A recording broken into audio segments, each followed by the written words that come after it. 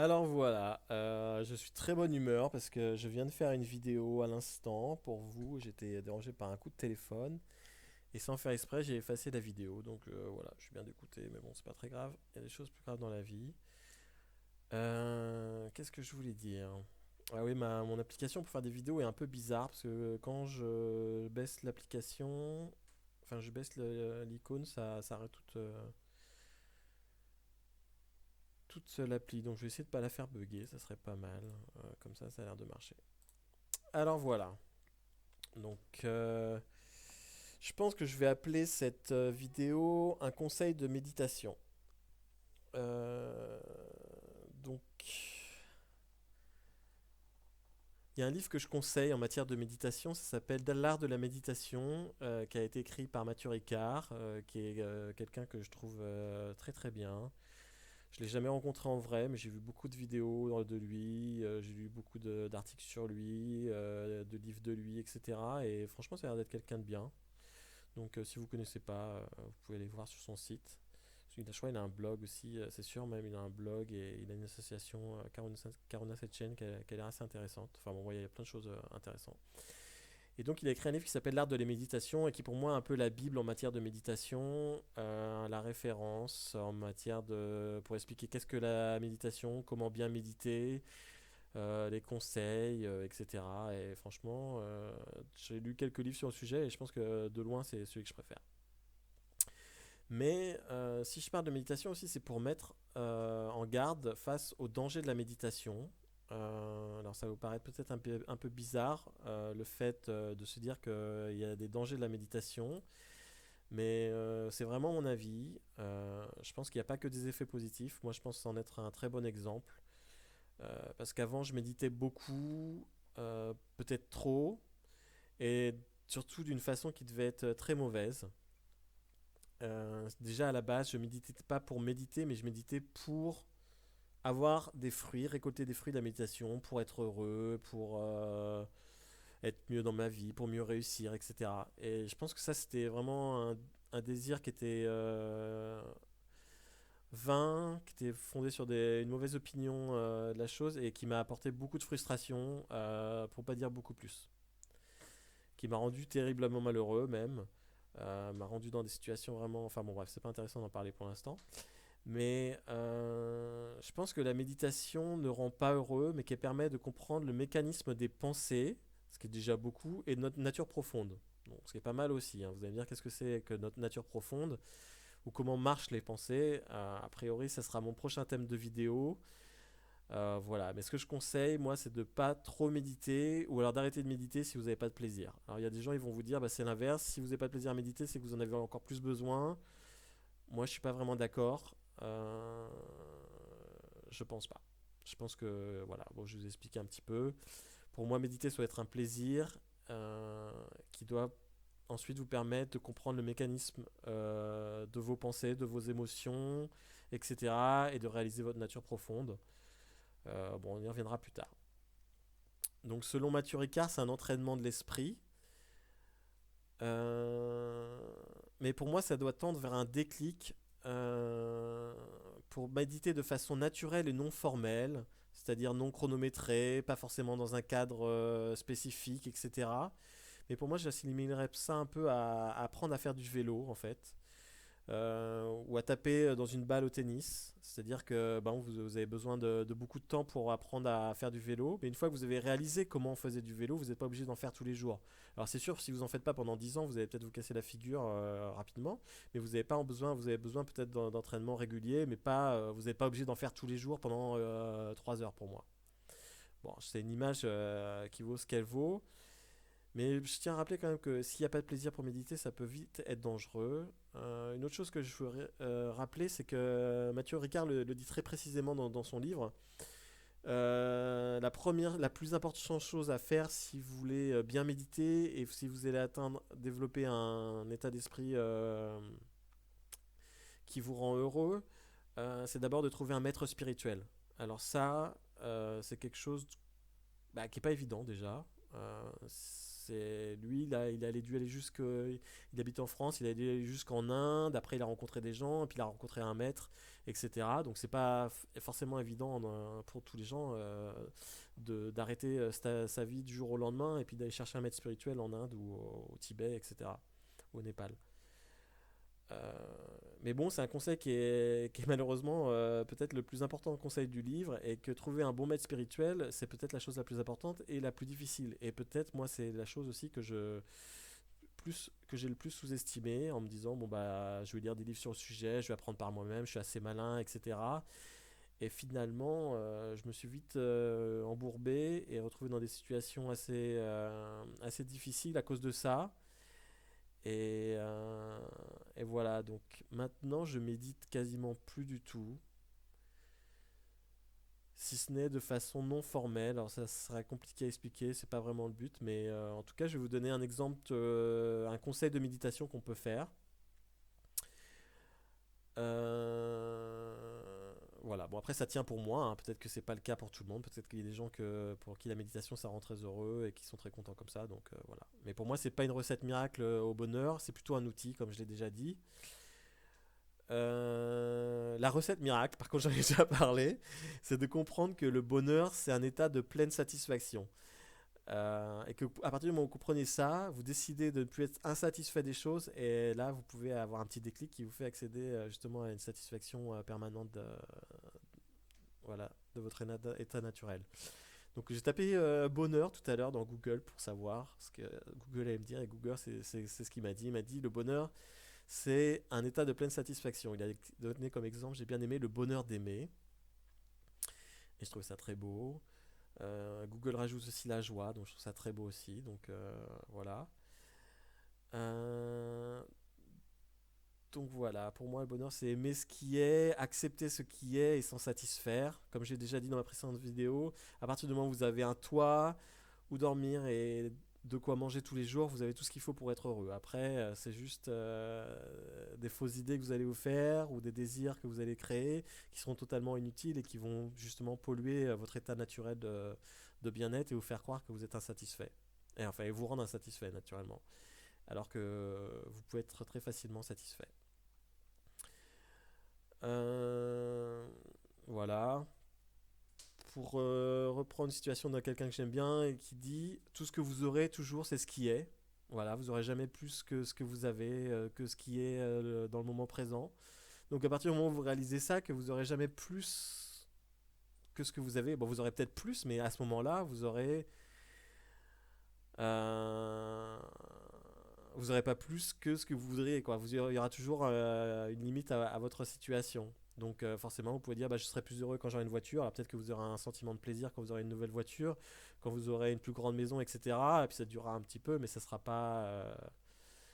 Voilà, il y aura un moment où vous voudrez d'autres choses, ou alors vous vous sentirez pas très bien et vous direz, bah, pourquoi je me sens pas bien. En fait, il me faut autre chose pour combler ce bonheur-là. Donc ça, c'est tout le principe du système de la société de consommation, etc.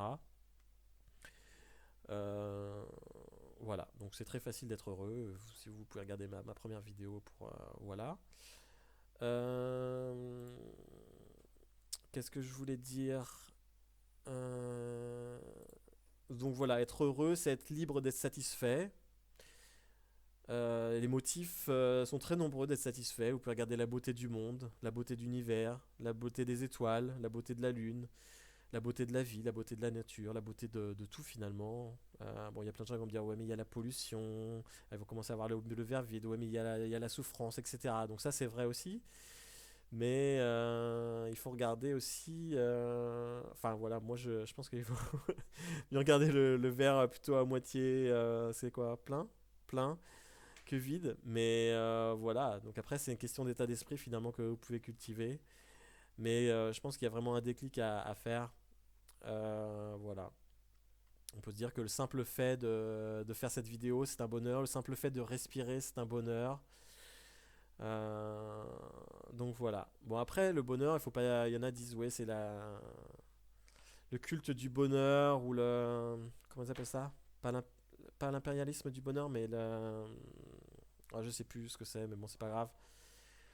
Euh, la dictature du bonheur, etc. Donc c'est vrai que ça m'est arrivé aussi de se dire, si on se force à se sentir heureux à chaque instant et que c'est pas le cas, ça va créer un gros conflit en nous et on va être encore plus malheureux. Voilà. Donc j'expliquerai après les détails dans d'autres vidéos. Pour rester sur cette vidéo qui est un conseil de méditation, donc des fois ça va pas, des fois il y a la souffrance du corps, qu'il y a des émotions négatives qui arrivent. Au niveau de la souffrance de l'esprit, c'est plutôt facile à résoudre en fait. Mais quand ça vient du corps, ça peut être un peu plus compliqué.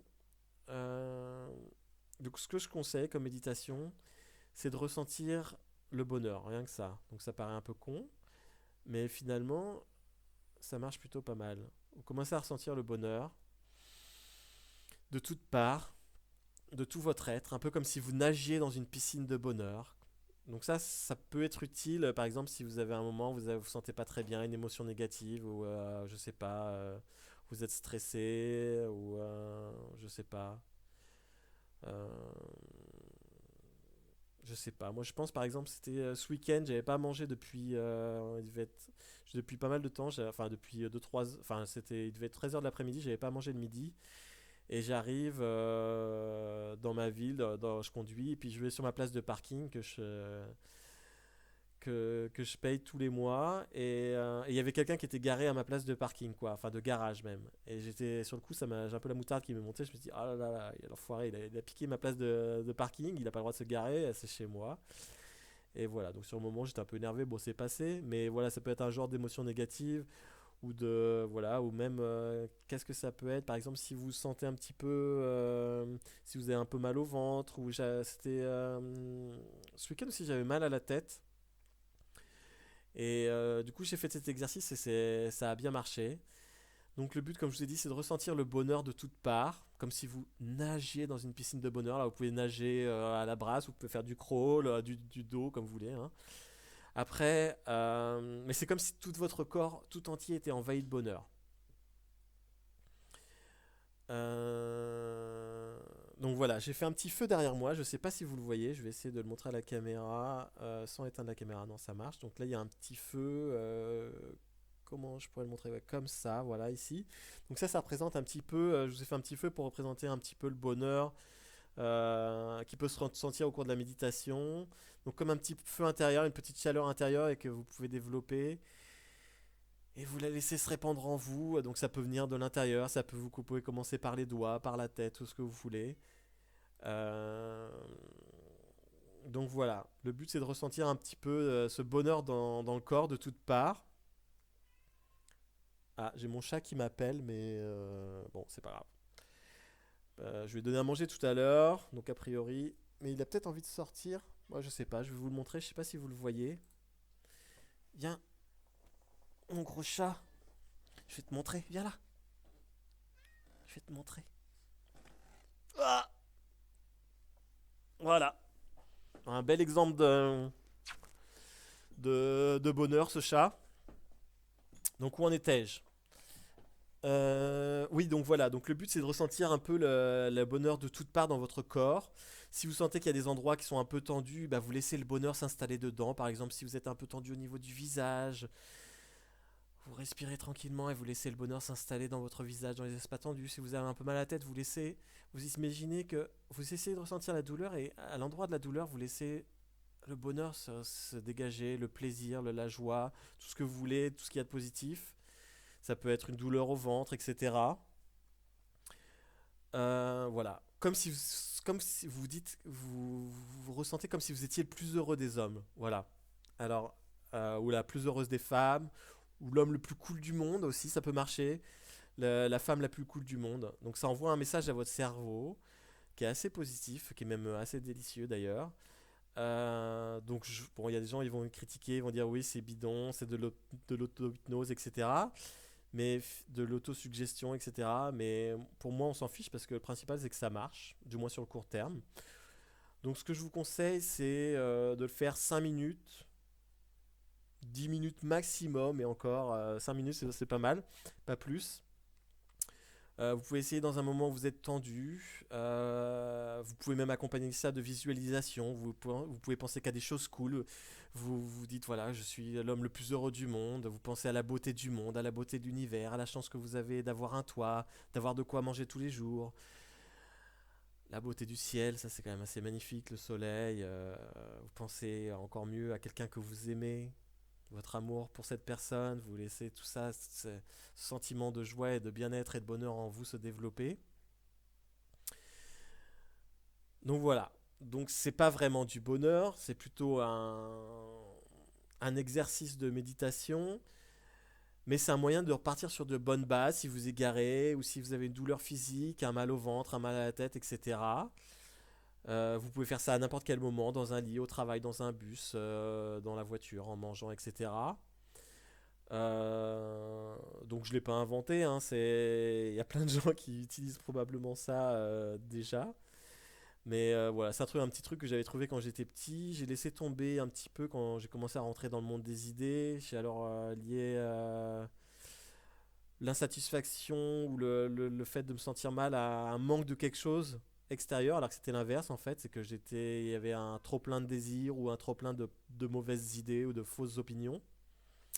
Puis voilà, je m'en suis rappelé il y a quelques semaines et donc j'utilise un petit peu et c'est vrai que c'est assez rigolo et je trouve ça vraiment super utile quoi. J'en parle un peu à mes amis et tout et c'est vrai que ça marche pas mal donc c'est assez pratique voilà donc je suis content de le faire partager. Euh,